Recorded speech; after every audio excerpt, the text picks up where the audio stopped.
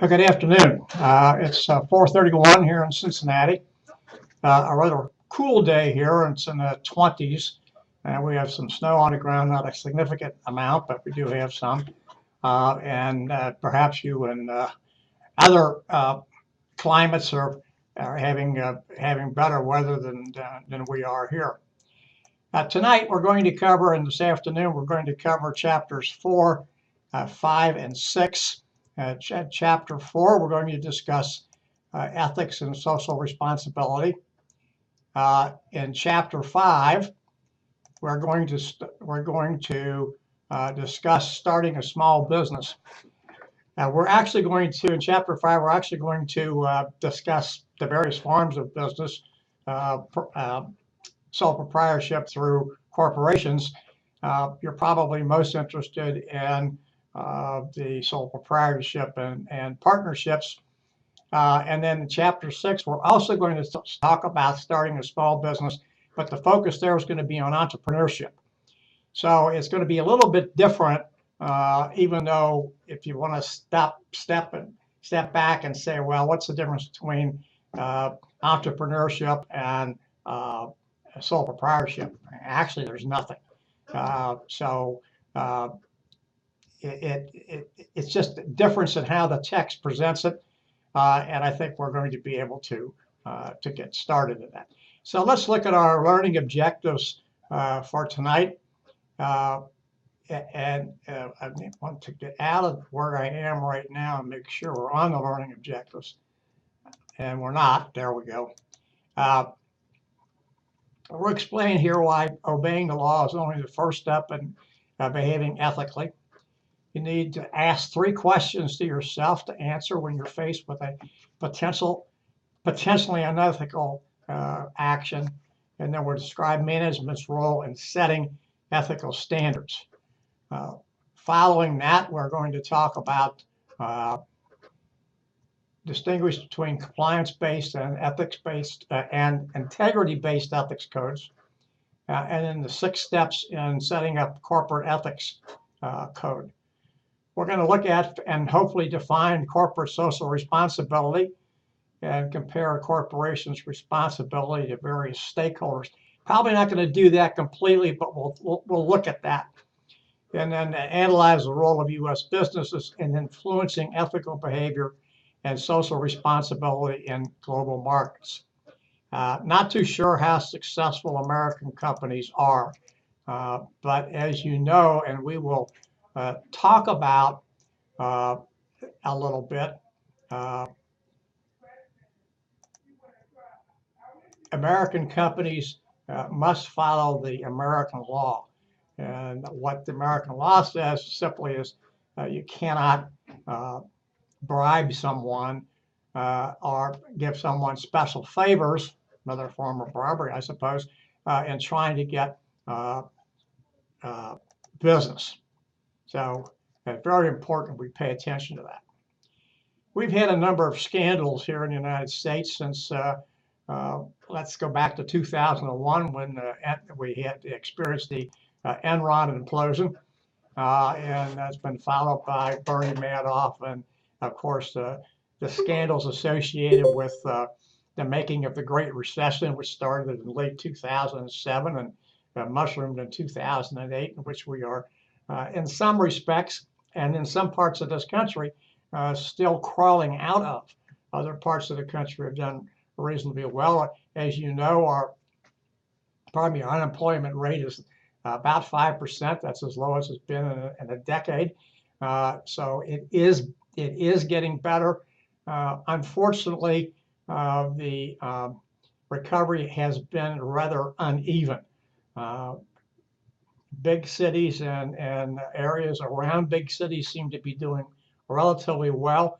There are many places in the country that have much smaller populations, less than 30,000, in some cases even less than 10,000. And I'm talking here about cities and or counties where the recovery is not done as well. And there are many reasons for that, which we're not going to go into, but hello? Hello? Sorry. Sorry, Somebody on the line? Not me. not me. You're not on the line, but you're talking to me. Sorry, let me turn it off. Sorry, let me turn it Okay. off.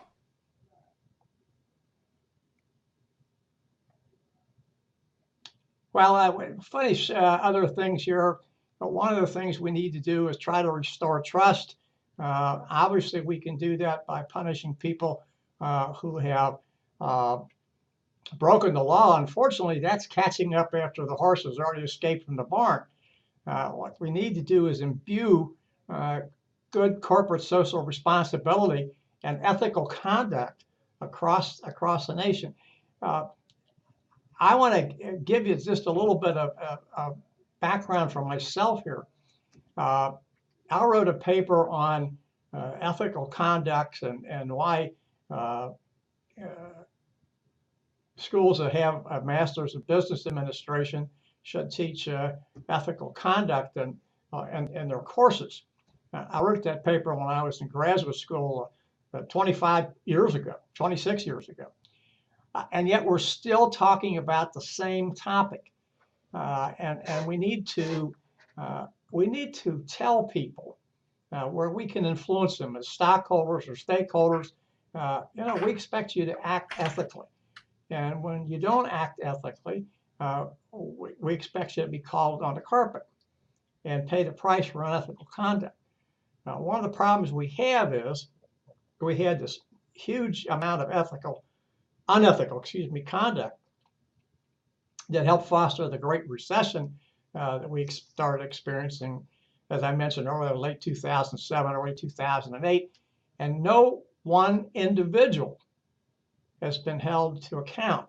Some corporations or companies have been held to account. Many of them have paid large fines to the U.S. government, Securities and Exchange Commission, and other places, but no individual has been held accountable. Now, I'm not talking about Bernie Madoff here. That's a different scenario. We also need to make accounting records more transparent. More transparent simply means that the average individual, you and me, I'm not an accounting person, can pick up a spreadsheet and read it and understand, and not be, what I want to say, bombarded by arcane information that nobody can make heads or tails out of. And then we need to consider ethical conduct, not just legal conduct. And I want to make a very clear distinction to you here, the difference between ethical conduct and legal conduct. In the 1850s and earlier in this country, a question could be raised, was slavery legal? And the answer to that question is yes, it was. There were even things in the Constitution that talked about how slaves would be counted for the census. Now, it was legal. Was it ethically? Absolutely. Was it ethical? Excuse me. Absolutely not. It was unethical, immoral. It was a stain on our collective American psyche, which in some cases still remains. But that's the distinction. Just because you're following the law does not mean you're acting ethically. Now, there are other situations and other examples you can think of. That one is one that I use because it resonates with each one of us. We still talk about the Civil War. We still talk about slavery. We still talk about the problems that it caused and is still causing. So that's why I use it. There may be better ones that you may like, and that's fine. Bernie Madoff scandal. I don't want to spend too much time on Bernie. We all know about that. It probably was $50 or more billion. He just really homed in on people that were like-minded. And it just said it's at 65 billion. I'm not going to argue with that. 50 billion was the last I knew. This updated slide here that I apologize, I should have looked at it a little sooner, but regardless, we're still talking about serious amounts of money. Now, when I talk about like-minded people, Bernie Madoff is Jewish, and he went after a lot of Jewish customers and Jewish organizations, charitable organizations, obviously, and showed no ethical conduct in doing that. What's a Ponzi scheme? Well, I guess the best way to explain a Ponzi scheme, kind of like we have it here, is that you need to have a broad base of investors. It's like a pyramid. And probably the best way to explain it's like a pyramid. You know, pyramid has a broad base and then comes up to a narrow apex. And the reason you need all these people at the bottom is because that's how you're paying people off at the top. You're paying people off at the top by getting more people in at the bottom. And so it builds that way. We had a Ponzi scheme here in Northern Kentucky. Well, that's where I live. This is right across the river from Cincinnati. Northern Kentucky a few years ago, and unfortunately, my dad's younger brother and wife got tied up in that, and her brother. How much they lost, I don't know. They told me that they got caught up in it. Obviously, you don't want to ask that question, but we people think we're smarter than the average bear, and yet too often we're given something that looks to be too good to be true, and of course that usually is, but we don't do the homework that we need to do or the research we need to do, and we jump into something. And that's what happened with the Madoff scheme. And of course, the unfortunate thing about the Madoff scheme is there was an individual from Massachusetts, and I don't remember his name, but he contacted the Securities and Exchange Commission. He said Madoff is promising all of these returns, and he said it's not mathematically feasible, and it outperformed the stock market over, I don't know, a long period of time, and yet the Securities and Exchange Commission didn't take any action about Madoff until after the scandal became evident. So we need to ask what ethics are, and ethics are simply the standards of, I'm going to use your term standards of conduct as opposed to what you see on the slide, that society accepts as being right versus wrong.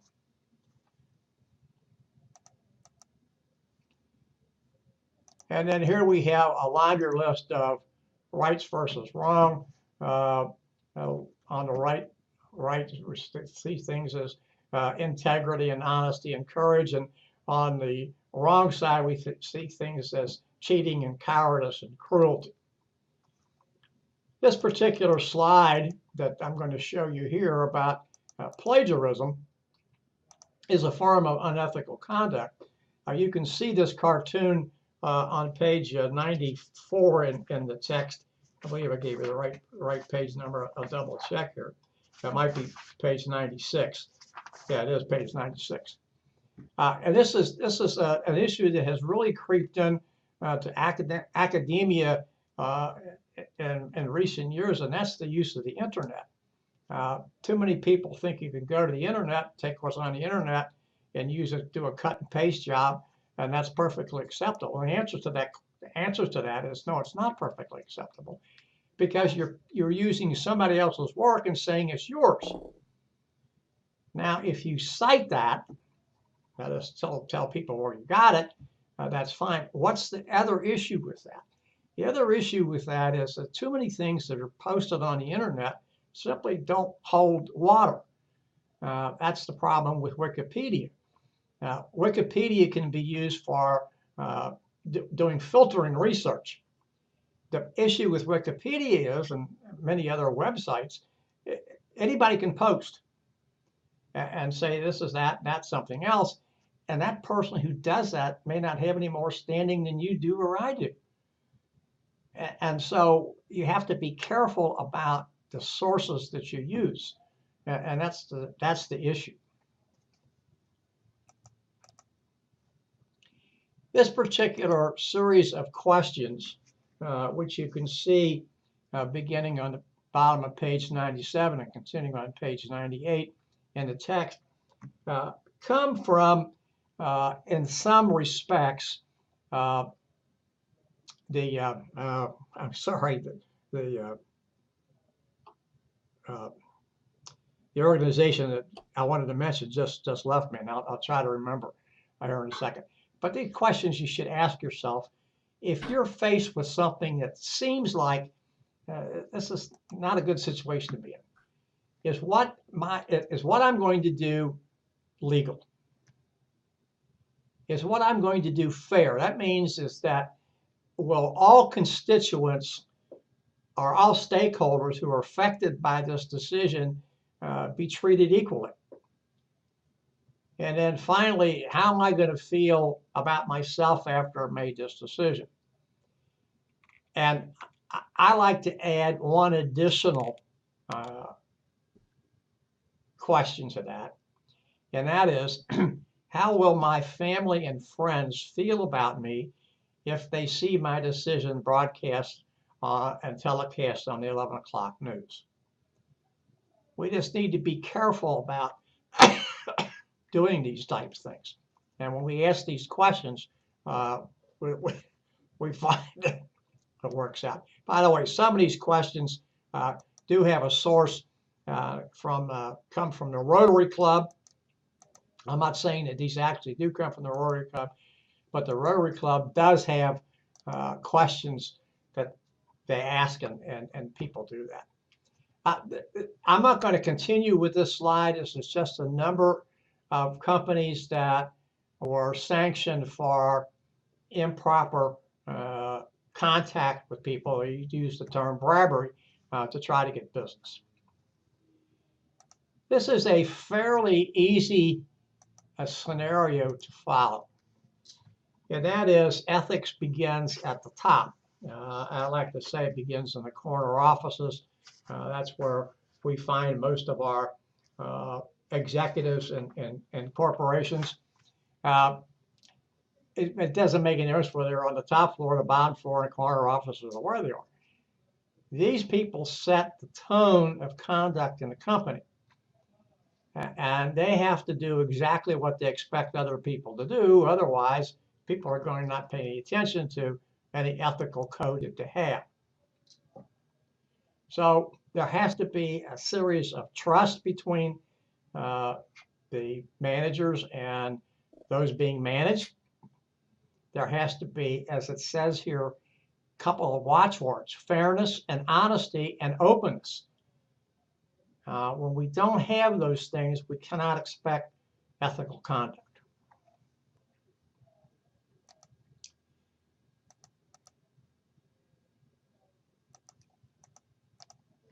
This slide talks about the factors that influence managerial ethics.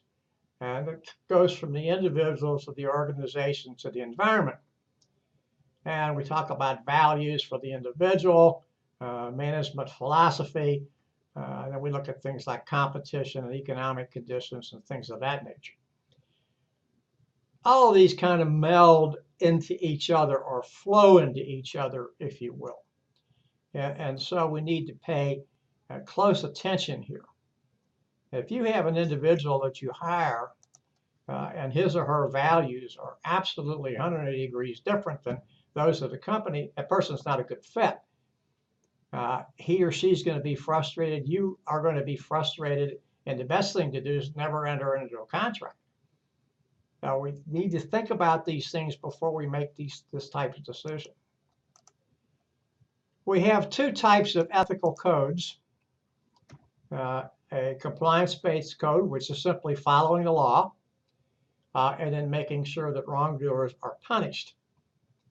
And a compliance-based code, which is actually a higher standard, my estimation of the authors of your text, because it talks about the values of a company. And it is built to, this ethical code is built to foster and back up sound ethical decisions, as well as ethical behavior, etc. These are ways that we can improve America's business ethics. Again, it goes back to the top folks. They have to adopt a sound ethical code and then enforce it. Everybody has to understand what's going to happen if they violate the code. That goes from the janitor to the senior executives. And managers have to have some kind of training to evaluate the ethics of their decisions.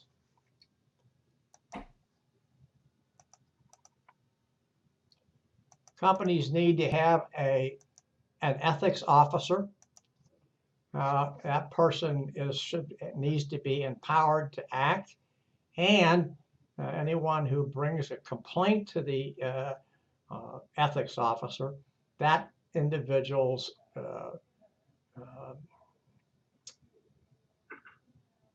complaint is confidential, as well as the individual should remain anonymous.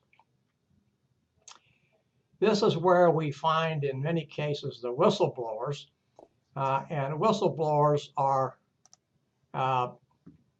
those who work for the company, normally work for the company. They could be stockholders, they could be people on the board of directors or something of that nature, but normally they're a rank and file employee. I'm using the word rank and file not to say these people are not in management positions, but to say that they're a regular employee. Maybe that's the word I should have used in the first place. And they report unethical behavior. Unfortunately, even though there are laws on the books that protect whistleblowers, the fact of the matter is they're not very well protected. They're looked down upon by the people that they talk about and the bad conduct that they expose. This also talks about making sure that you involve other stakeholders in decisions. It talks about suppliers and subcontractors, etc. Those people have a vested interest in the company. We talked about stakeholders early on in the course. So they have a vested interest. So you want to make sure that they're in this process and that they know your ethical code and that you expect them to adhere to that ethical code when they're doing business with you and when they're doing business with other customers of yours. And then finally, the ethics code must be enforced. And we've said that before, but it's very important to say that so people know that any actions against the or any action that's contrary to the ethical code will not be tolerated. This talks about how you decide to blow the whistle. Not something that most people like, but a couple of things that I think that you need to understand. Make sure that you gather your information legally. And that's very important. If you gather the information by some type of surreptitious means, your standing is probably going to be blown out of the water. It talks about making sure as many people as possible know and that you understand the process that you're going through so that you're doing things the way that they're supposed to be done.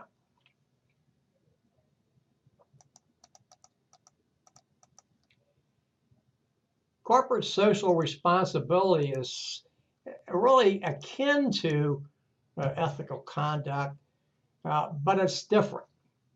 A specific thing here is that the corporation is showing concern for the welfare of the greater society. Notice what it's based upon here. We've talked about some of this before. Integrity, fairness, and respect. And we need to think about that. And this goes to things like polluting water and things of that nature. I was listening to I knew about this story beforehand, but when I was leaving home this morning, I was listening to a piece on National Public Radio about this large gas field in Southern California that's leaking great quantities of methane. Children have gone to hospitals with nosebleeds and rashes and a few other things. what I want to talk about, or what I want to mention to you, is not the methane leak. That's fixable. What is not fixable is the number of people who bought homes in that area and were never told that they were buying homes sitting right on top of a large gas field storage facility. That's just not being socially responsible. Notice this last bullet down here. Corporate social responsibility acknowledges that if it were not for the greater society, a corporation would not be in business. You depend, we depend, businesses depend upon society to buy your products and to tell other people they like them if they do. And of course, the reverse happens this as well. But the point here is that without society, you wouldn't be in business. Whether you have something that's a need that everybody has to have, or a want that people would like to have, assuming they have enough money to buy it. You know, we can't just simply thumb our nose. I'm just being collective here. We can't simply thumb our nose at the general public. Hey, well, we have what you need, you know, buy it from us or else. Now, that was a philosophy at one time. That's kind of gone away, and hopefully it never returns. Besides corporate social responsibility, or some of the things that go under with what are known as social initiatives, are philanthropy. Obviously, many companies make charitable donations, or companies perform charitable contributions in kind. I worked for a small nonprofit for a number of years, and we would have a couple of local banks that we kind of did business with, and so on and so forth.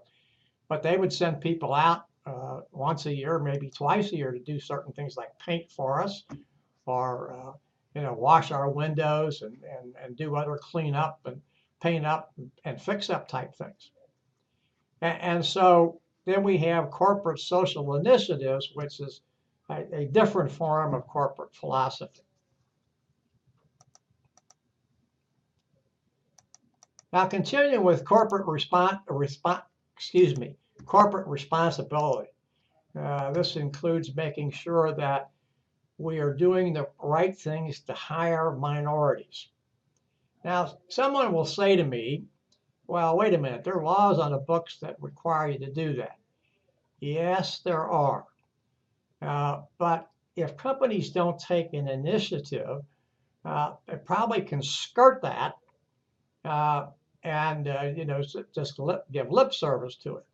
Now, what I mean by that is it makes sense for a company to have an employee base that matches, or mirrors is probably a better word to use, the surrounding population.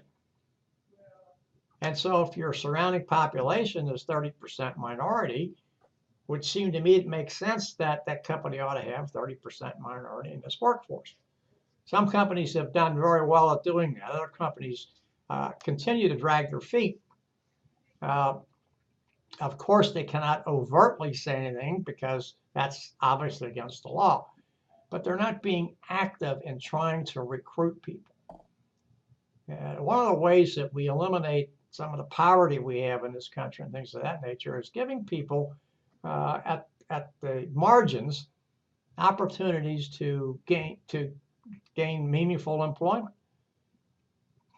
And that is really something that we kind of have to foster here.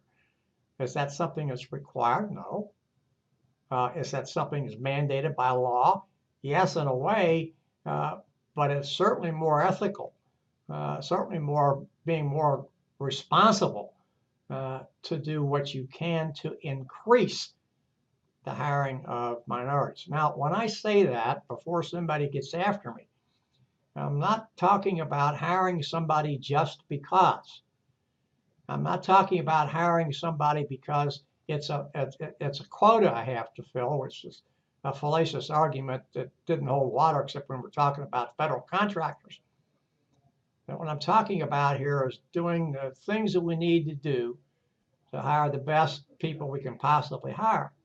And hopefully taking that type of active recruitment strategy, we're going to be able to hire minorities and women and help perhaps move them along into corporate structure into management and eventually upper management positions. This particular slide talks about positive impacts for companies, positive impacts of companies. Xerox is a known leader in hiring minorities and women. 48% of Xerox's, and I may have these figures wrong, 48% of their population, their workforce population, is made up of minorities and women, and approximately 50% of women and minorities are in management and upper management positions. Notice here that MBAs say they would take a lower salary to work for a socially responsible company. I'm not so sure I agree with that survey because I've heard other things, but regardless, that's something we need to think about. These are just generous people that have a good amount of money and how much they have given. I skipped a slide because it kind of was the same type of thing. One of the things here we talk about are making sure that the rights of consumers are protected. This comes with social responsibility. And these are the four freedoms, or four rights, excuse me, that President Kennedy outlined for consumers. And I think they're important to be articulated, not just to be read. Right to safety, that's safety of product being made. The right to be informed about what's in a product. We always hear about manufacturers complaining about putting ingredients on labels and things of that nature. It's costly, et cetera, et cetera. Well, I would submit to you it's less costly than defending one lawsuit. Somebody had problems with safety of a product, or was allergic to some ingredients or something of that nature. Right to choose, obviously, we do have that right. And the right to be heard. Too often today, many companies want people who are their customers, credit card companies particularly, to agree to binding arbitration. In other words, you agree to binding arbitration. Unfortunately, binding arbitration tends to favor companies and not individuals, and it says you won't sue them. Now, a suit, yes, most of us say, well, a suit usually involves money, and that's probably correct. But in many cases, a suit will bring out information that is needed by the general public. And so simply agreeing to arbitration says, okay, we're going to keep everything we do here in-house.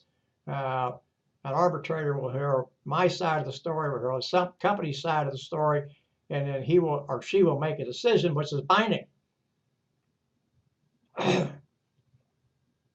Well, some of that's good, some of it's not so good. We need to think about that. Question here is, how do consumers know? And it talks us about here using social media to communicate corporate social responsibility efforts, etc. Because we have social media, it's very important for companies to live up to what they say they're going to do. This is just the do's and don'ts of Twitter. What I would say to you about if you do use social media is be careful what you say. Think about what you're going to say before you post it, and go through those ethical questions, if you will. Not so much of what I'm going to do legal, but what's the implications, et cetera, et cetera. How am I going to feel about myself everybody and their brother and sister reads this. And if you want something to be private, make sure it goes private and doesn't go out to the world to see. Insider trading is something that we really have to be concerned about, where companies are using information to make decisions and stock purchases that the rest of us don't have. And unethical behavior does have a problem. We do have a problem with unethical behavior, and it really permeates many things and what's going on. This is just a list of America's most admired companies. I'm not going to read that to you. You have to be careful when employees are upset. We know that a large amount of fraud occurs, and we have to be careful with disgruntled workers. Now, you might ask yourself, how does this come in with ethical behavior? Well, here we're talking about ethical behavior on behalf of the employee, him or herself. But what is also here is incumbent upon the corporation and whoever is acting for the corporation to act ethically and get this person, if you have the resources, get this person the type of help that he or she needs.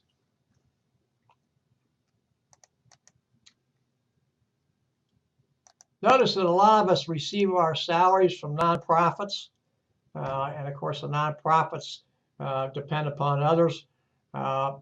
Companies are trying to minimize carbon footprints. I talked to several of you today answering questions about global warming. I know that's a contentious subject with a lot of people, but we do have factors that we cannot ignore. We have changing weather patterns. We have severe drought in some places, too much rainfall in other places, and it's causing lots of problems. And it will continue to cause problems for us doing business and logistics and a few other type things. So we have to be careful and actually removing or lessening the carbon footprint, pardon me, is good for all of us because we only have one planet to live on.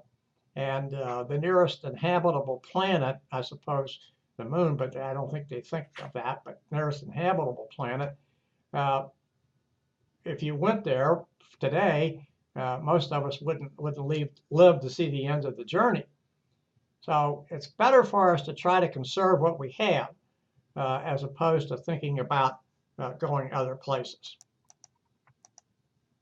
Again, we just need to be careful about the environment.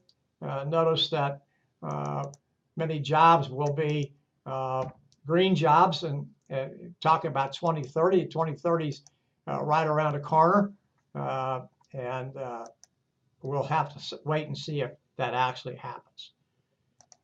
Then, of course, we have a thing called social auditing. These are the type of watchdogs that we have around socially conscious investors, environmentalists, union officials, customers, etc. We should not look at these people with a wary eye.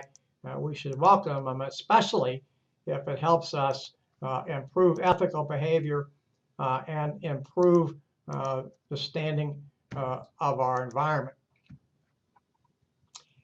Finally, I want to end with corporate ethical conduct. It's simply this: in the United States, if you're a corporation in the United States and you're doing business overseas, you have to abide by the laws of the United States. Act passed in the 1970, known as the Foreign Corrupt Practices Act.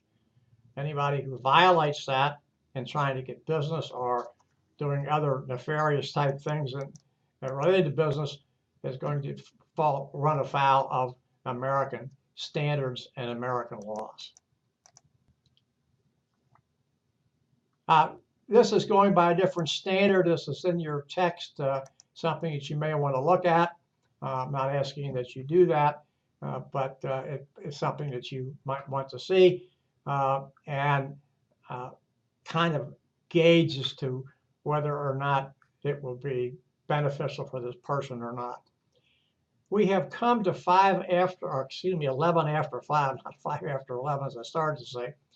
And we'll take a short break and come back at 5:14 and begin chapter 5, which talks about starting a business. So please come back at 5:14.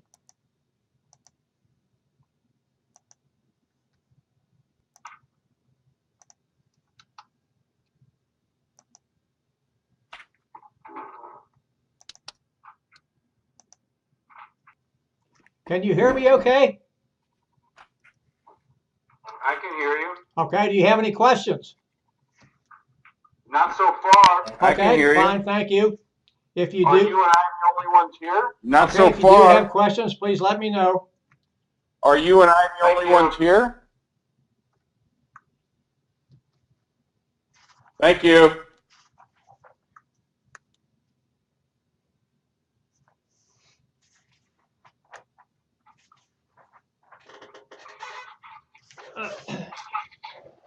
Oh.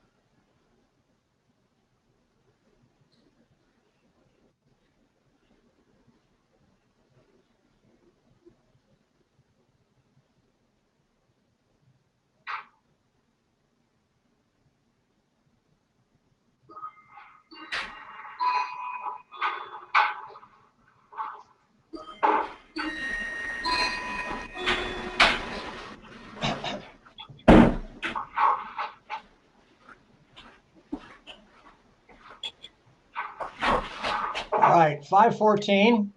We're back. Chapter 5 is how to farm a business. And our learning objectives are to compare the advantages and disadvantages of sole proprietorships. We'll also do the same for our partnerships and for normal corporations. We'll look at the difference between general partners and limited partners and compare and contrast those advantages and disadvantages within partnerships. And we'll also look at the advantages and disadvantages between the standard C corporation and S corporation and limited liability companies. We'll also talk about corporate mergers, outline the advantages and disadvantages of franchises, and to some extent discuss the opportunities for minorities to get into franchising or become a franchisee is probably a better way to say that. And it will also give some explanation about cooperatives.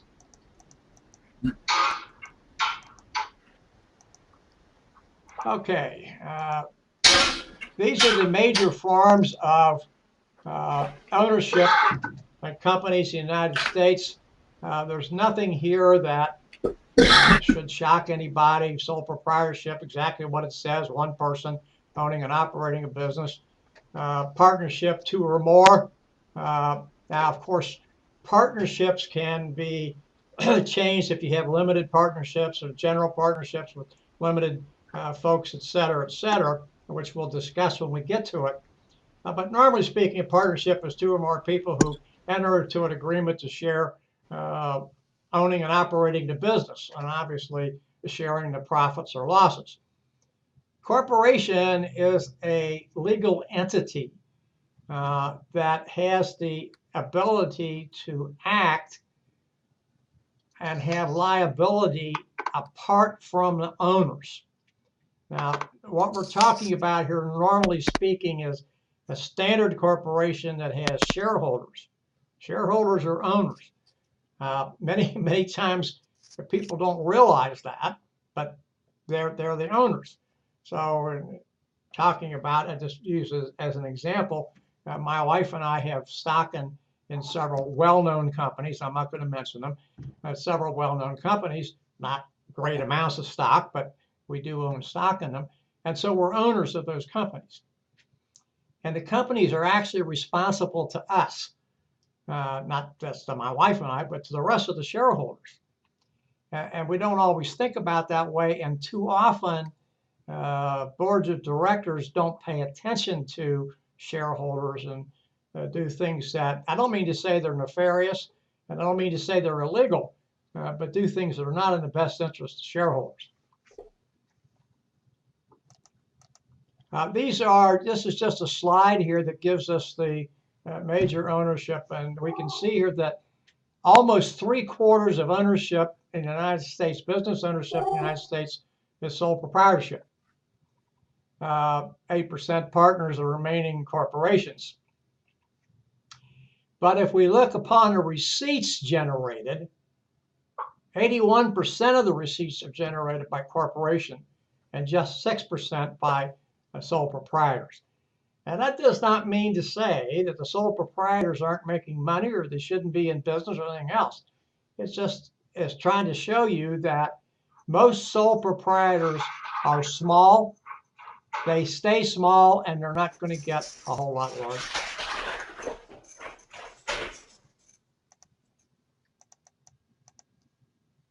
This particular slide is just a slide that talks about best places for minority-run firms. I'm not going to spend any time on that. You can see that there's no story to be told here. It's just good places if you want to start a business and you're minority. These are places to think about maybe moving to. Okay, what are the major benefits of owning your own business? Well, the first one is that you own your own business. And that's probably the most important part. You can start when you want, you can quit when you want. You can maintain all of the profits. You don't have to share them with anybody. And perhaps the biggest is there are no special taxes for a small proprietorship. Now, yeah, sure, if you're in a municipality that has a business tax or something like that, yes, that's a special tax. But ordinarily speaking, you're not paying anything different than you would be in tax rate to the normal taxing authorities, which would be city, county, state, and federal government. The biggest disability, and the one we want to make sure that everybody understands, is the one that appears at the top, and that's unlimited liability. What that simply means is the business is you, and you are the business, and there is no divorce that can happen. No way, shape, or form. And then there are other things. So if the business fails, you own all the money. You all owe the money to all the creditors. Of course, conversely, if the business succeeds, you can put all that money in your pocket. Limited financial resources, usually problems with management. The slide says few fringe benefits. I will tell you there are none. You probably have a limited amount to grow, and the lifespan of the company is normally limited to yours. Of course, you can leave it to children or other type heirs. But these things I think we have to think about. Some people would not necessarily say they're disadvantages. They would say they're cost of doing business as a sole proprietor. Maybe that's a better way to look at it. But if you're going to get into business, and we're going to talk about entrepreneurship a little bit more, a little greater depth in Chapter 6. But if you're going to get into business for yourself, you just have to know that these are things that come with doing business. There are pluses and minuses, like balancing your checkbook. And so we have to think about those things. And if you don't have a tolerance for that, you probably shouldn't think about starting your own business.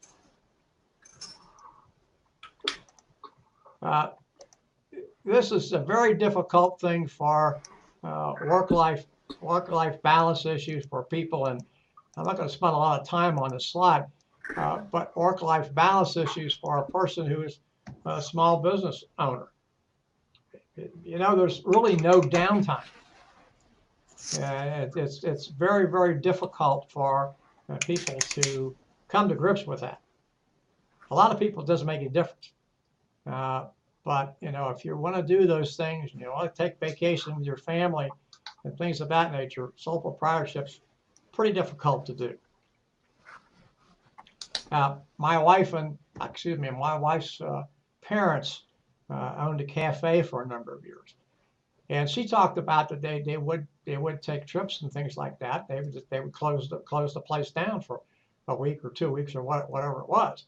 Of course, that was many years ago. It's probably a lot more difficult to do that today, especially when people can reach you by email and Instagram and Twitter and all sorts of things. Well, these are the major types of partnerships. General partnership is everybody is equally liable, and everybody is sort of on an even keel, if you will. Limited partnerships are really a little bit different. You normally have, as the slide says, there are one or more general partners, and those people are concerned with and charged with, in a way, if you wish, of running the business. And the limited partner is not. He or she normally puts up resources in the form of money. It could be something else, but he or she does not have any real say-so in the operation of the business. Now here we have a couple of other ones. The master limited partner looks like a corporation but taxed like a partnership, and therefore you're avoiding extra taxes. And the limited liability partnership limits those partners to risk assets. I want to read this to you because sometimes it's a little confusing. Limits partners' risk of losing their personal assets to the outcome of things that they were directly involved with and anybody that they directly supervised. So there's some protection there. How much, I think, depends upon the individual. And you know, when you stop and think about this, this is a difficult thing to do. You know, it's almost like being half in and half out. It's a lot different than saying, okay, I'm a limited partner and I'm limited to the amount of money that I put in, and I have nothing to do with the general operations of the partnership. Here you're kind of neither fish nor fowl. Okay, go ahead, ask me a question. Well, first of all, can you hear me? Yeah, I can hear you. Okay. On a limited partnership. Well, first of all, can you hear me? Liability partnership. Okay. On a limited partnership and a limited liability partnership, as to the latter, the LLP is a partner also liable only up to the amount that they invested, or does LLP only refer to acts and omission? He or she, that individual, limits the risk of losing personal assets to the outcomes only. I'm going to read this to you so we make sure we're on the same page here. Only their own acts and omissions of those people under their supervision. So this particular person has some kind of, I'm going to use the word jurisdiction. Maybe operational capability or operational input is a little bit better. Whereas the person who's a limited partner, pardon me, is limited, his or her loss is limited to the amount of money that he puts in. He or she has no operational control over the partnership. Where this limited liability partnership, as you can see, this individual has some actionable things that he or she is doing. So okay, that's the key. That's the key for me. okay. So there is a difference, and it's not a Okay, difference that's in the key. semantics. That's the key for me. I was missing that. Okay. Thank you. All right. By the way, I see. I may be a little slow in seeing Thank you have a you. question up there, but go ahead and put it up whenever you can get to it. Thank you. Okay. These are the advantages, and you know, the advantages here Thank you. are a couple. I'm not going to say everything what's on here, but you know, obviously there's more money coming in. We have at least 2 people putting money in. 2 heads are normally better than 1. Again, no special taxes, and because that you have more than 1 person doing in the operation, and you have more financial resources. The probability of the organization, I'm using a term now, lasting for a longer period of time increases. Of course, there are downsides. You know, the first one again is unlimited liability. Then you have to split the profits, which may not always be palatable. One person may think he or she's doing more than the other person, even though the amount of money put in is the same. There has to be a division of labor. One person better at doing something than somebody else is. I had some interaction with a small business in northern Indiana many years ago. And the partners, one guy took care of the sales. Not only took care of marketing or not as well, but he took care of the sales. And the other guy stayed in the office and ran the internal business. And of course, the other one that's on here, pardon me, I'm not going to talk too much about, but because we can think of these things, disagreements. We can think of and just put ourselves in the category of being married. Spouses have disagreements. That's human nature. And so you can imagine what this might be when you have people from that are not family, they're friends, they can have disagreements. So when you get into a partnership, you really have to make sure that the contract is written well, and it's amenable to both sides, and perhaps even there's a place you can take disagreements. Maybe you can find somebody who agrees to be a neutral person where you could take these disagreements. I don't want to expound too much upon this. We know many partnerships that have done well. But again, this is something that you think about when you get into partnerships. I'm not going to go over this whole laundry list of picking your partner, except to say at the very beginning, no, there is no perfect partners, like it says. You need to have complementary skills, but at the same time, you need to have somebody who has skills that are different than yours, and he or she can concentrate on that while you're concentrating on the things that you do well. Obviously, you have to get along. There has to be some synergy amongst the 2 of you. Down here to the second last one, there has to be a trust relationship. And if there's not, then that's just going to really cause lots of problems. There are other things on here that may feel you may like better than I like or something else. I'm not going to read that whole list. But what I'm saying is those things are key. You have to be able to get along, and there has to be a huge sense of trust between the 2 or more people. This is making an ethical decision situation. It's in your text. I'm not going to go over that. Something I'm suggest that you look at, read, go through the scenario yourself, and think of it as something that we're learning. This is a C corporation, which is, we know, let's refer to the big guys, the General Electrics and General Motors and Fords and Coca-Colas and other names that we know that have been around for many years.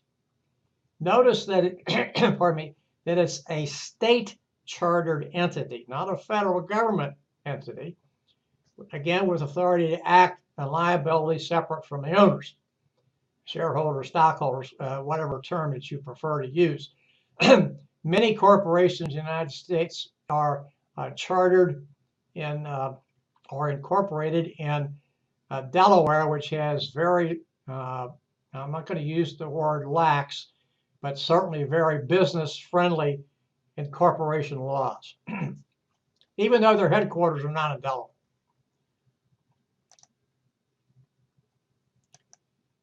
These are the advantages of a corporation, and obviously things like size, ability to track financial resources, uses the term perpetual life. I don't particularly like that because we do know companies file bankruptcy and go out of business.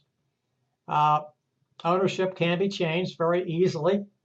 And of course, because of size, because of benefits can be offered, attracting top talent is usually not difficult, which it is difficult for a sole proprietor and also for partnership.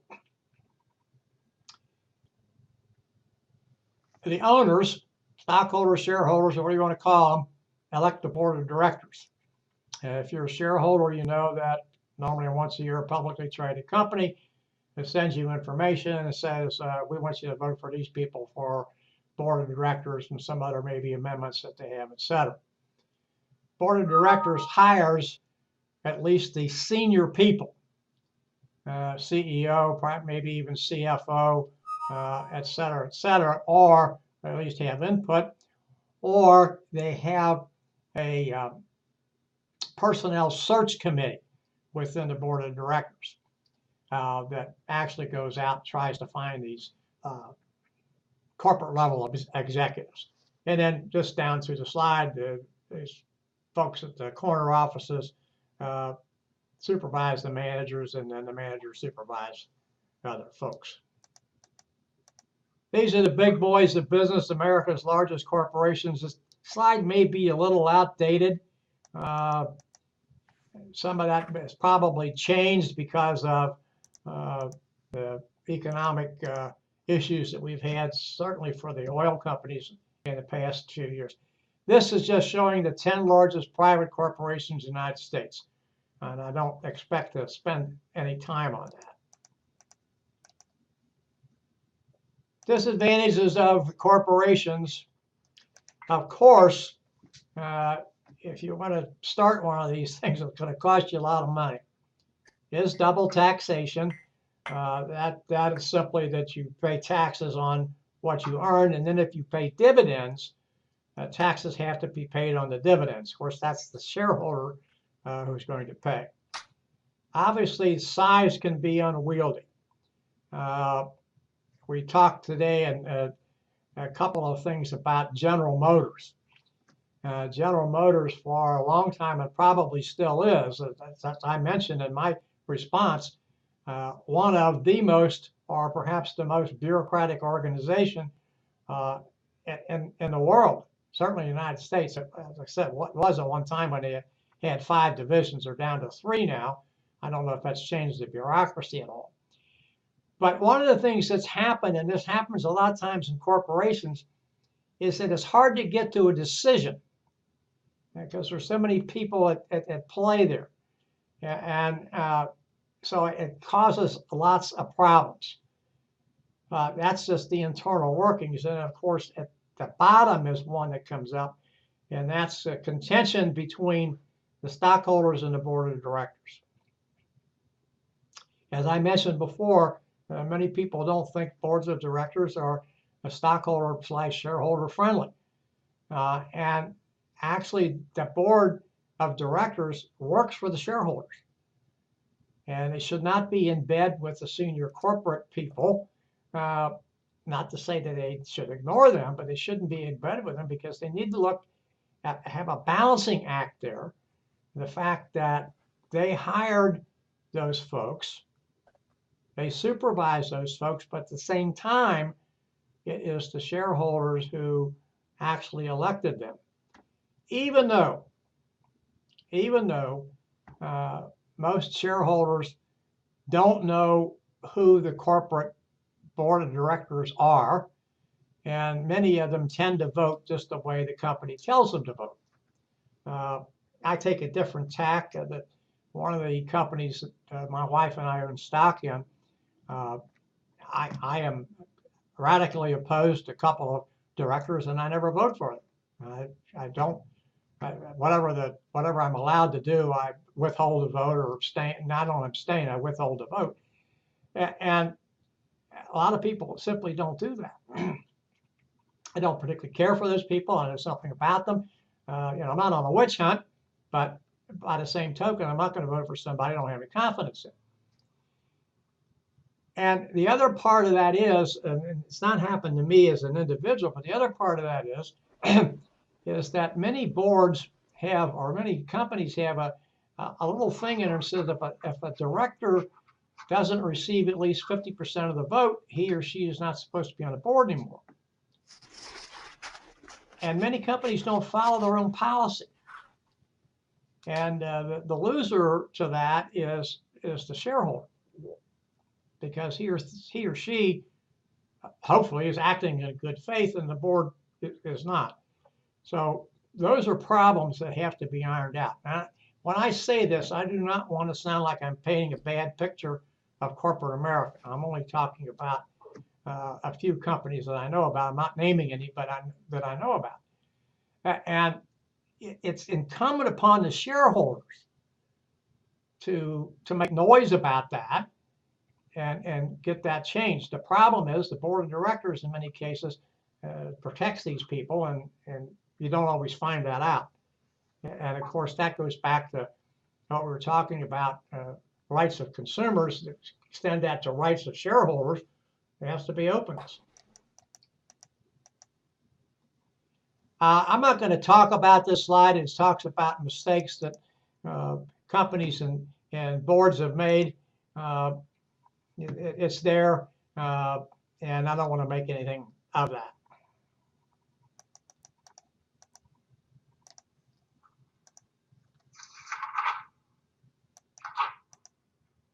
I'm going to pass on that slide. Pardon me. The question here is who can incorporate, and the answer to that is anybody. That does not mean that stock has to be issued. We found for a long time many professionals such as physicians and lawyers and dentists, CPAs, folks of that nature, incorporated. And many small businesses do that are not necessarily considered professionals. But anyway, the bottom line here is you don't have to issue stock to incorporate. And you can. It costs us whatever the state charges you to do that, usually not a whole lot of money. And advantages are you have limited liability and possible tax benefits. I would tell anybody who is considering starting a business and considering incorporating to make sure they get sound legal advice and sound financial advice to make sure that it's in their best interests to do that.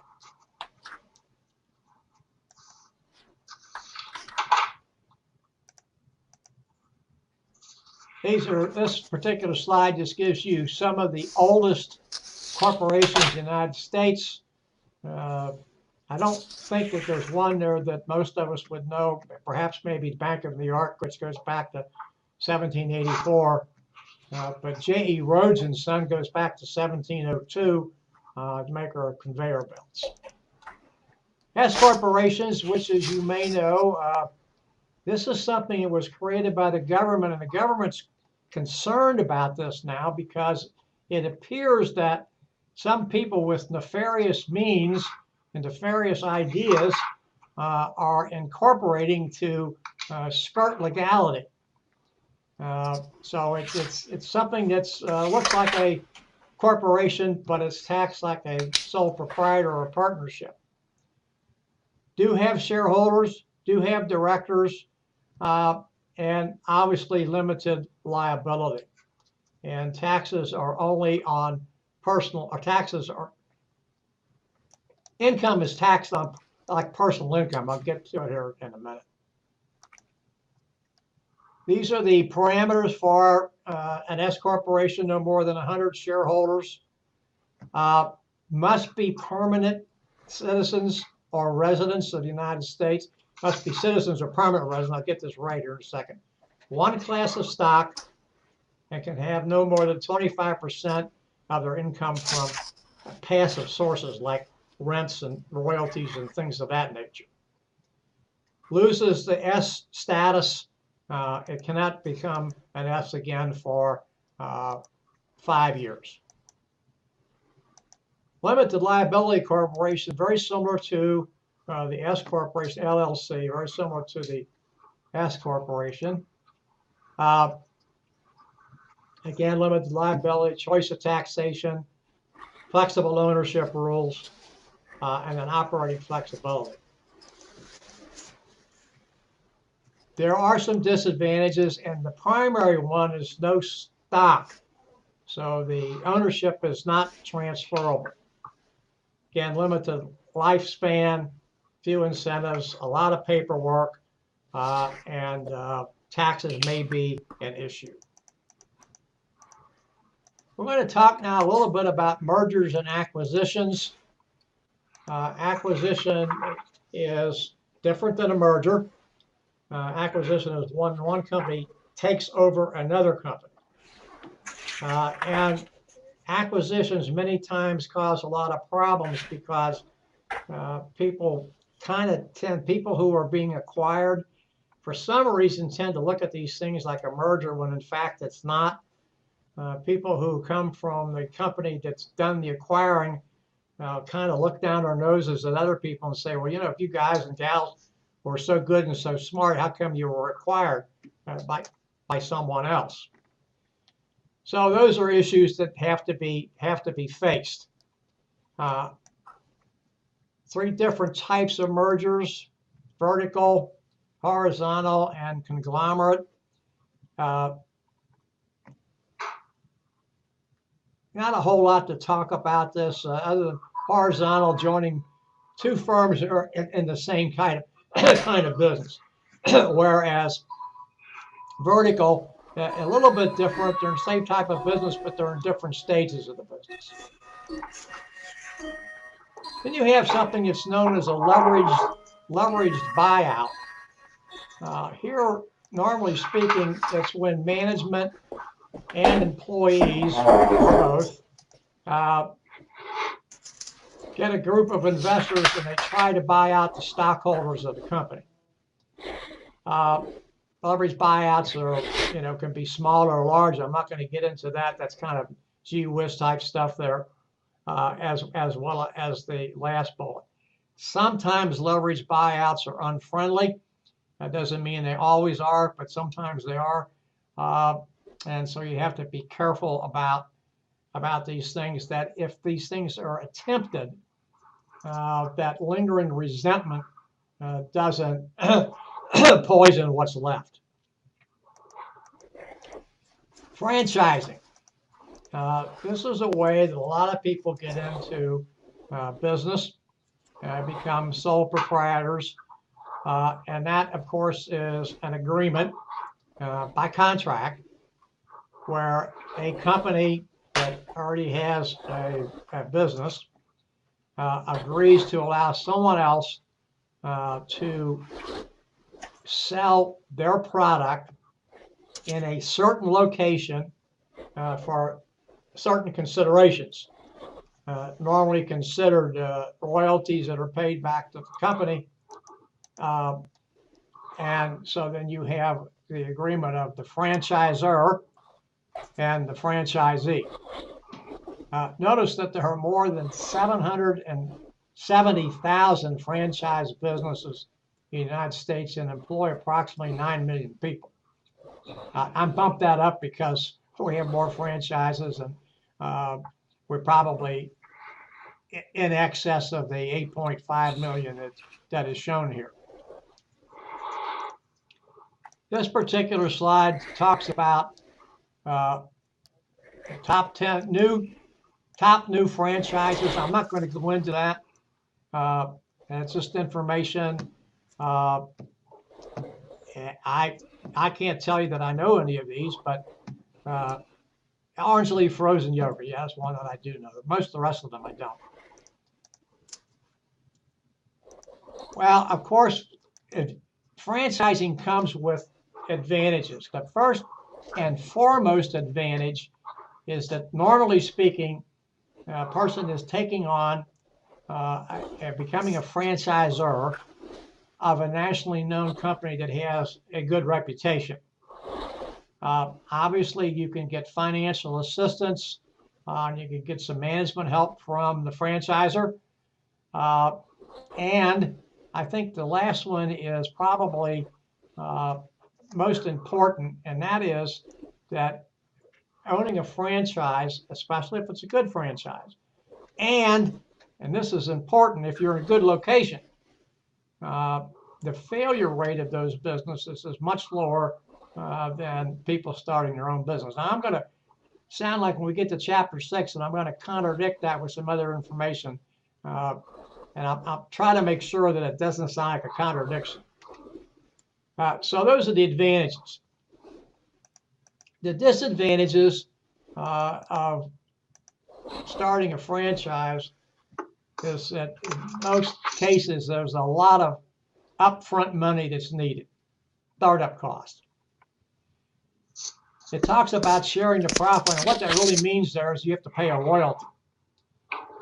You may pay a franchise fee, and then you may pay a certain amount or a certain percent of your sales to the franchisor.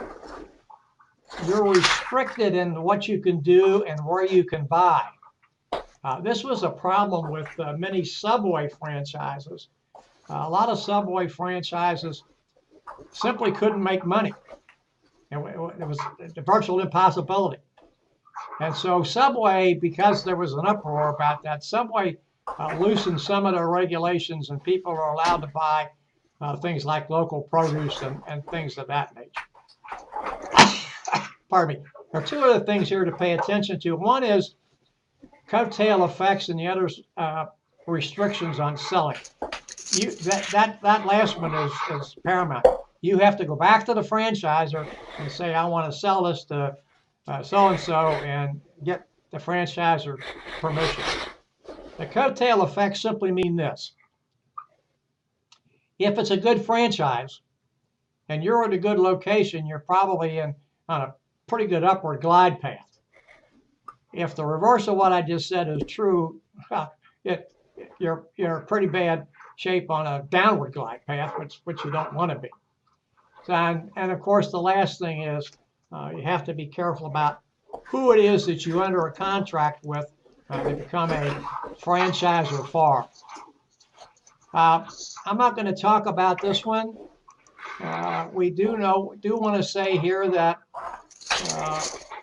women own about half of the U.S. companies, but only about 21% of the franchises. I find that to be very interesting. I mentioned that the last time I did the course back in the fall. It's interesting to me that there are not more women in franchises, and I don't think I have an answer for it. Minority-owned franchises are on the rise. Domino's Pizza has gone out of its way to increase minority ownership, and that just makes sense, because if you're going to do business with minorities, you ought to have minority representation. There are home-based franchises.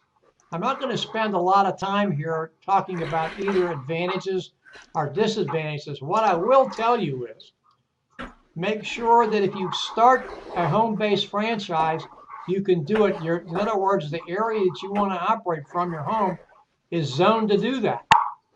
If it's not zoned to do that, you're going to be in trouble with the local folks. And if they find out later rather than sooner, the pain may be increased. E-commerce and franchising, we do see some of this. I really can't tell you that I have a whole lot of information about this, but we do know that it's becoming more and more available, and we have to make sure that the person who gets into this has the skill set to be able to navigate the issues for e-commerce franchising.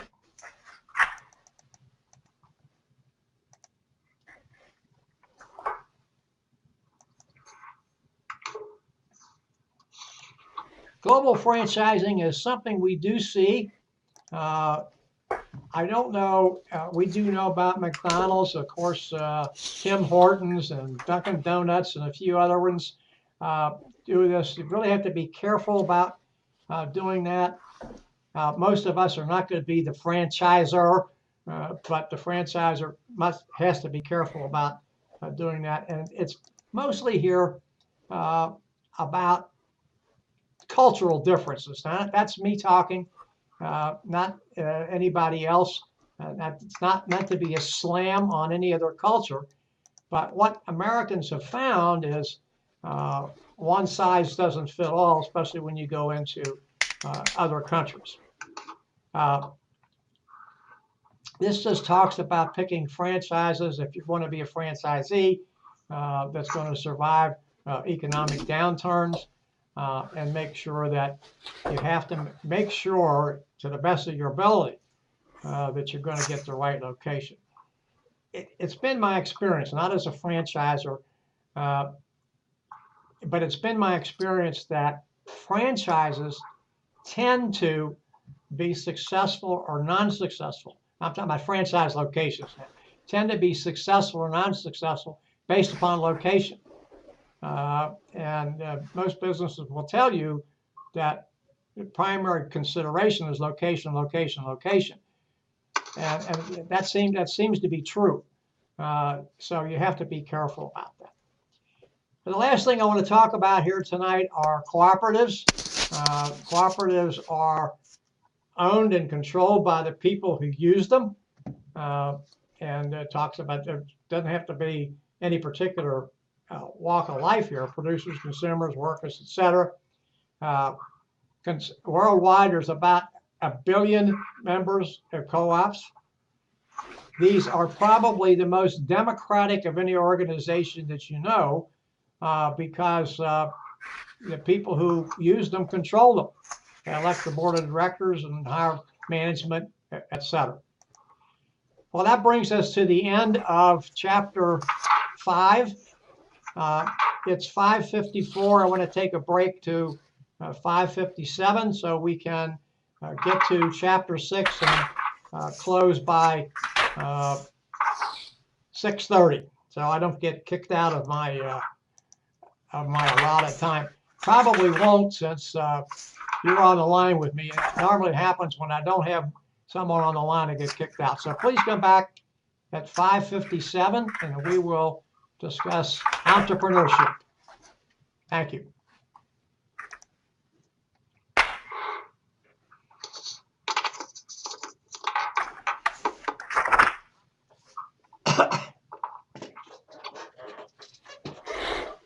Oh.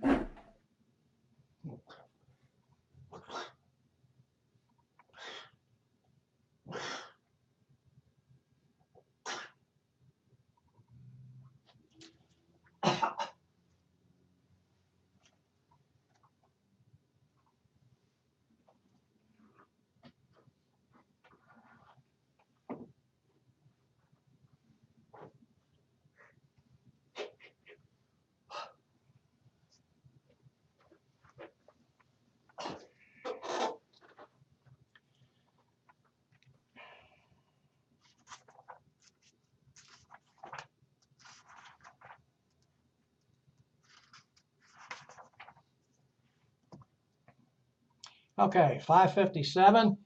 We're back. Chapter 6 is entrepreneurship and starting a small business.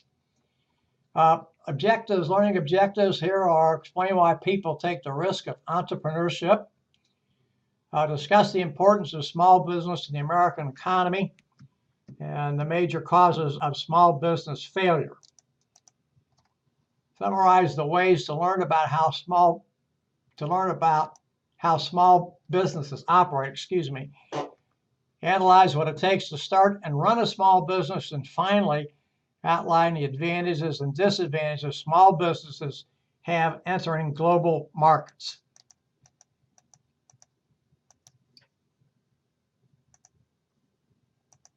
Well, we've talked about entrepreneurship kind of early on in the course, chapter 1. Entrepreneurship is just a person, entrepreneurship is a state that a person gets into who is an entrepreneur. And this person is one who accepts the risks of starting and operating a small business. This is a slide that gives you just a little background on some notable small business entrepreneurs. And then the next gives you an idea of people who became entrepreneurs while they were in college. And of course, we know some very other famous ones who were in college and became successful and dropped out, like Bill Gates and Michael Dell and a few others. And of course, you're never too young or never too old to become an entrepreneur. My favorite story is about Colonel Sanders, the originator of Kentucky Fried Chicken. This can be a long story. I'll make it as short as I can. Colonel Sanders had a business in Corbin, Kentucky, and also had a small motel with it. And when Interstate 75 went through, the traffic went away from his motel and his business. And so at 65, and I think he was getting Social Security at the time, he and his wife started this business, and Colonel Sanders would dress up in the white suit that you see from the person who portrays him on TV today. And of course, I think the cane was a prop, and he did wear a hat. And his wife would dress in an antebellum dress. And they would go to these restaurants that we were trying to gather, and they would cook these chicken dinners for them. Of course, they had the herbs and spices, 11 of them, as I recall the story goes. And the first restaurant that did business with Colonel Sanders was in Salt Lake City, Utah. At least that's the story that I've heard. And he asked for 5 cents for a chicken dinner. And of course, obviously, he became enormous, and I won't say enormously wealthy, but did become well-to-do after doing that. And at the time when most people would retire. The questions posed here is why take the risk? And you can read those answers for yourselves, but I think the one that probably sticks out more than any other is independence. And it's also, if you want to expand that just a tad, it's not only independence, but it is, this is mine. I own this. I can make the decisions. I have the authority to do what I want to do. And of course, that leads to the next one is challenge. Some people really like challenges, whether it's starting a business or not. There are people who are entrepreneurs. And by the way, I can't think of anybody right off the bat. I wish I could. I'd like to give an example. Who like the thrill of starting a business. And they will get the business up and running, and they'll sell it to someone else, obviously, hopefully make a profit, and start that process all over of starting another business. And so that's what that is. That's that challenge, that throwing down the gauntlet about being able to succeed and doing what you want to do.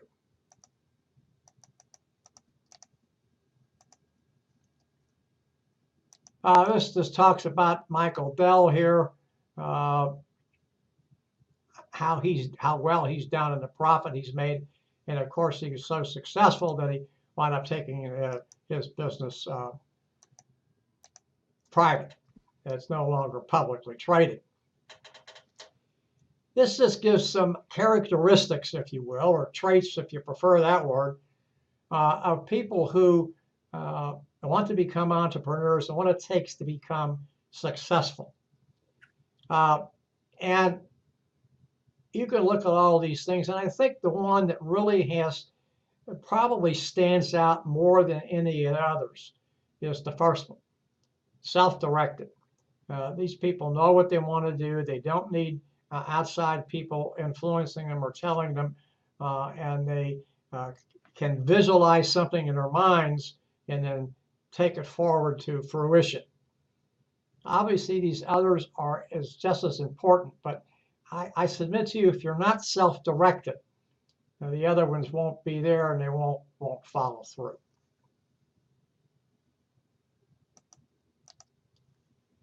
This is just a scenario here about if you want to start a business while you're in school.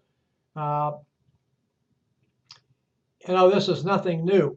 I remember when I was an undergraduate, even when I was in graduate and postgraduate school, back in the days when we used to get messages by bulletin board as opposed to Twitter or Facebook or something else. There are always, pardon me, there are always notes hanging up somewhere in the student lounge or someplace that somebody would type your papers for you and things of that nature. And typing a paper was usually a big deal. But the issue there is if you want to do this, find out what somebody wants or what somebody needs and jump into that vacuum and fill the void.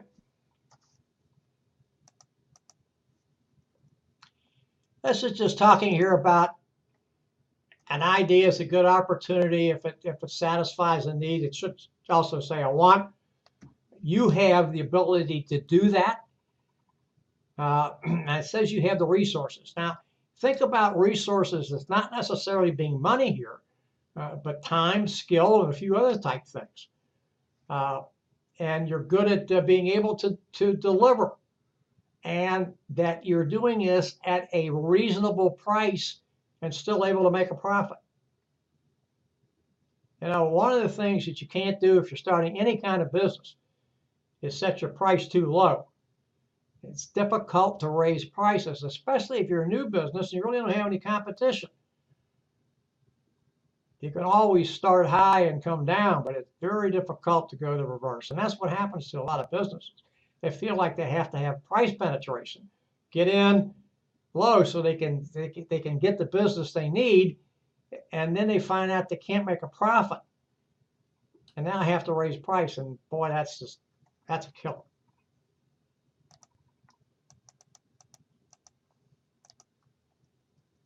There are entrepreneurial teams. I'm not going to spend time on this because entrepreneurial teams often don't materialize, especially when you're talking about being an entrepreneur. Steve Jobs and Steve Wozniak and Mike Markula all got together and formed things, but those other two guys are not around any longer. Steve Wozniak, I think, is, but I don't think he has anything to do with Apple. I know very little about Mike Markula. They were obviously overshadowed by Steve Jobs. Now, I don't mean that to be here or there, but it's possible to have an entrepreneurial team. You have to look at it like a partnership, and there ought to be some type of contract when you get into this. If it's not, it's going to lead to problems. A micropreneur is someone who is willing to start small and most likely stay small. Don't want to get too large because they're comfortable at what they're doing. Notice the next bullet there that most of these people are in home-based businesses. Good, bad, or indifferent, I'm not really here to tell you because I don't have any data to share with you. And that 60% of micropreneurs are men. Home-based business growth, obviously, we find a lot of that today. And one of the reasons is because we have computer technology, which has, as the slide says, helped level the playing field.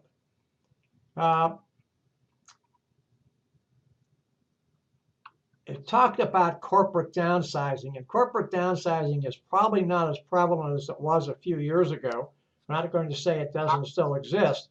And a lot of people, because of corporate downsizing, and this is not necessarily a new phenomenon, by the way, have gone out and gone into business for themselves. And then we have laws that have helped loosen restrictions on tax. You can now use part of your home as for your business, and that is tax deductible. That part that you use is tax deductible. Now, there are some problems that you have there. You have to make sure that you're pretty consistent with what you're using. You may want to get, pardon me, you may want to get somebody to come in and help you do that. So I say, okay, 10% of my home is set up for my business, and I can use the fax machine, and this is what I use, and this is how I use it. It just helps you in case you get audited by the IRS. This particular slide talks about a home-based business not being easy. Any sole proprietorship is not easy. It talks about the inability of being able to get customers because and I'm going to use a term, you're kind of locked in your home. So you're not out, you don't have a storefront where people could see your sign, this is who I am and this is what I do. I'm at home. And I may be restricted at home due to zoning from putting up some type of a sign. They say, okay, well, you can have a business here, but you can't put a sign up. Or if you do put a sign up, your sign has to conform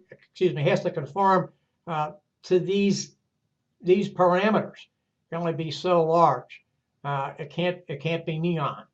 You can't have a light underneath it.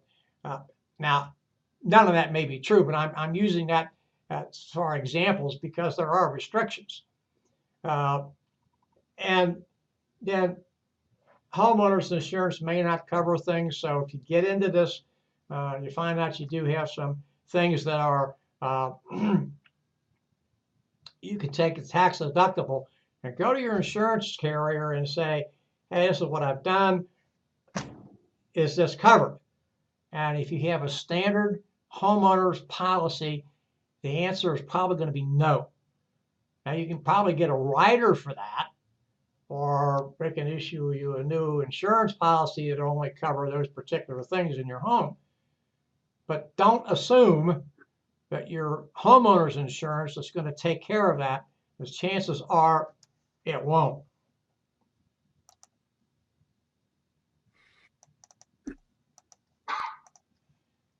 Now, here's some benefits of home-based businesses.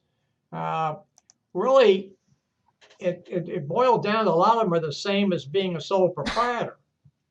Now, the differences here, if it's at home, you're not having extra expenses for rent or equipment or something of that nature. And obviously, if you're staying at home, you don't have to commute. We know about tax benefits. I already talked about that. And of course, you can start business whenever you want, and then you can end it whenever you want, and then you don't have to worry about cozying up to the boss or having any other type of office politics. But there's downsides, and the downside is, first of all, you have to be self-directed. And you have to say, okay, when I cross this threshold and walk into my office, my family is behind me, and I'm not going to be worried about that. That's not easy to do. You're by yourself. You may not have good surroundings to work in because of the confines of your home. And we talked about zoning restrictions before. Now, I want to give you an example. The person I'm going to talk about was a student of mine about 10 years ago. She was not an entrepreneur. She worked for, I don't mind mentioning the company, she worked for Sara Lee, and she worked from her home. And she really enjoyed it. And she talked about, what she would do and how she would do things, and what her husband did. And then, when he went off to work, it's when she started working, and that was work. And she didn't do other home things until she took a break. So one of the things you have to have here is to have discipline to do what you're supposed to do when you're supposed to do it, and not meld the two.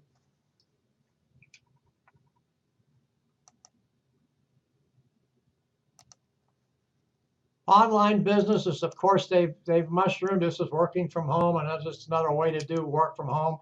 I'm not going to go through the numbers that they have here, except to tell you that if you're going to get into online business, make sure you know what you're doing, and make sure you have an attractive website that gets customers where you want them to get, them without clutter. I'm not a technical person, so I'm not going to talk too much more about that than what I just did. But it really is something that's very important if you're going to get into a business from home. Affiliated marketing or affiliate marketing. This is an online strategy where a business rewards individuals for each visitor or customer that they send to the affiliate website. Entrepreneurs are people who do what entrepreneurs do, except they're working for a company. The best story is about Art Fry, the guy who developed Post-it notes. Very quick story here, can be very large. He was trying to come up with an adhesive.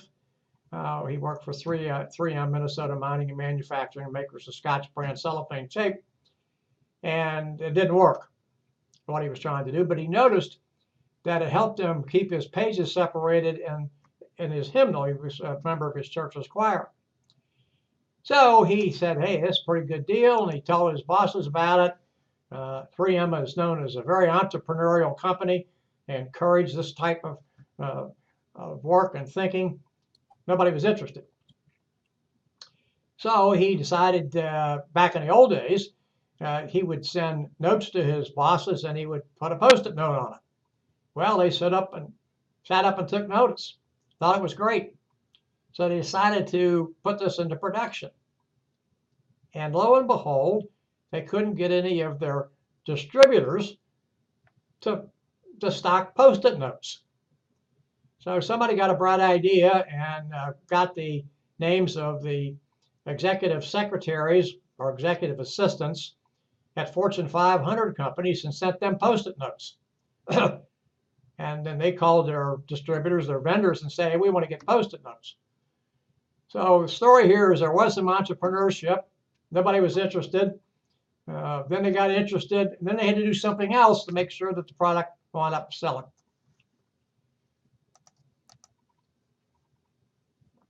Enterprise zones are things that governments set up to encourage small businesses and entrepreneurship. And then they have, along with that, they have incubators, which offer administrative services to these startup companies for little or no cost. We know what a small business is. It's independently owned and is not dominant in its field. They're small in relation to other businesses in the same general business area, but also defined by the Department of Commerce.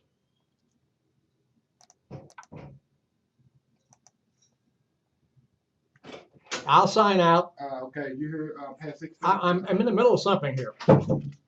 Excuse me. 28 small million businesses in the United States count for over 50% of the GDP, even though not for a lot of the profit. And 80% of workers' first job was with small businesses. Of course, small businesses succeed because they can offer personal service and they can do it quicker than the large companies can do. Yes, there are failures, and I said I was going to try to make sure I didn't contradict myself. One of the reasons that we hear a lot about failures is that data is not captured very well. If I start a business and 2 or 3 years later I decide to start a different business and close that business because I've not stayed open 5 years, I'm considered a failure. If I decide to retire and I'm a small business owner and I do not want to sell my business for various and sundry reasons, and that business closes, it's considered a failure. So we have to be careful when we talk about businesses failing, small businesses failing at a higher rate than what we would think they should, because everything is not even, and our reporting systems don't capture things accurately. Now, a friend of mine used to be a State Farm agent. He just recently retired, but someone took that over. Now, here's a question I want to pose. I can't answer this, and I don't expect you to answer it either. The young woman that took over moved the business. Now, she didn't move it far. She moved a couple of miles. But since Bill's business, where he had it for a number of years, is now closed, I don't know what's in there today, is that considered a failure? Well, I think under some definition it could be, even though the business didn't fail. So you have to be careful about this. I'm not here to say that businesses don't fail. They do. They do fail at a high rate, but the rate probably is not as high as the data claim that it is. Here are folks that started small businesses and they failed, and I'm not going to spend a lot of time on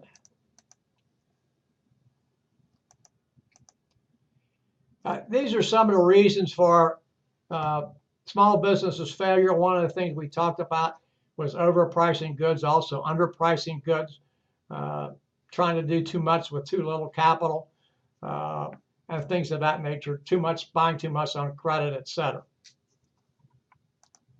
But you can increase small business success by giving personal attention, making sure that you have good customer services after the sale, making sure you're in a good location. There are other reasons on here as well, but those are certainly important. One of the things to do is to learn from others. That really help you. My insurance friend Bill told me that one of the mistakes he made early on was not talking to other State Farm insurance guys in the area and gals. He said, I could have learned a lot from them. And of course, another one is there's take over an existing business that's doing well. And then this is a making ethical decisions scenario. Again, I mentioned it to you. Look at it, not something that is required. These are the major business functions, but the 4 functions of management, that's what we have to think about. Besides what you see on this slide, planning, organizing, leading, and controlling. Obviously, those fall into that category. This is something that's really, I say, required for small business, and that's a business plan. Business plan, look at a business plan as being something that's not static. It's something that's going to evolve over time. Look at it as a roadmap. It tells you how to go and where to go and how to get there, and following it is a very good idea. Can businesses succeed without them? Yeah. Is it a good idea? I don't think so. But because you need some kind of plan, and especially if you're going to try to find financing, because people want business plans. They want to know what they're investing in. You won't be able to do a business plan overnight. And what you want to do is make sure that you write the business plan, and when you're finished writing the business plan, then write the executive summary. If you do it in reverse, then everything in the business plan has to match what's in the executive summary. Executive summary should never be more than 1 or 2 pages. Should never be more than 2 pages. Let me say that, because the person you're going to take it to has a limited amount of time. That's the only thing he or she is going to read. If the executive summary does not make that person sit up and take notice, forget about it. So that's why it's important. That's why it has to be written after the plan is developed.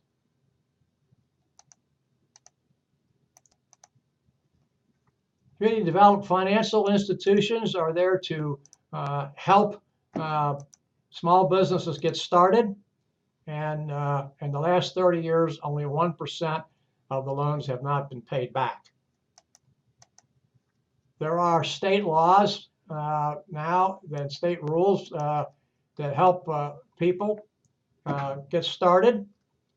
And of course, then we have the Small Business Administration, which is an arm of the United States government, which will help people find loans, help them write business plans, and things of that nature. We also have small business development centers. Notice that they're jointly funded by the federal government and states.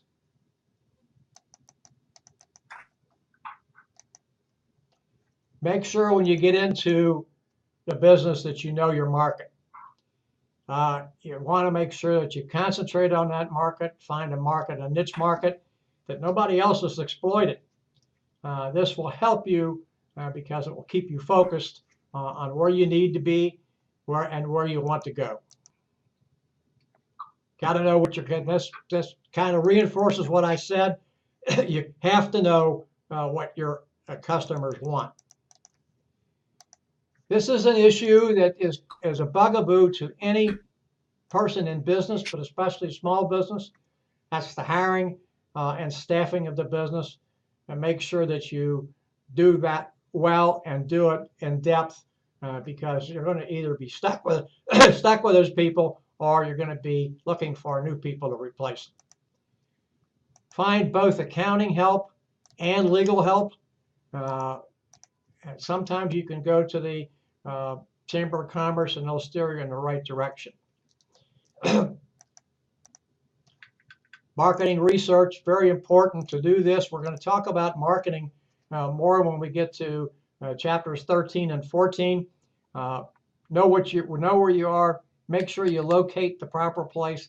That helps you cut down on transportation costs and a few other things. Make sure you know the target market. Stay with the target market before you try to expand. That'll keep you focused, and it will keep you where you need to be. And then look for commercial loans. You can do that. You can look for insurance agents. Go to the Service Corps retired executives. Again, they're associated with the Small Business Administration. They can provide assistance. You can also, look for loans from venture capitalists and other folks, but be careful with venture capitalists.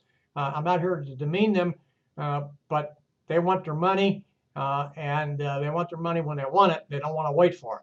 So try to look for other sources of funding. That brings me to the end, and I'm now going to pose the lecture discussion question for the week.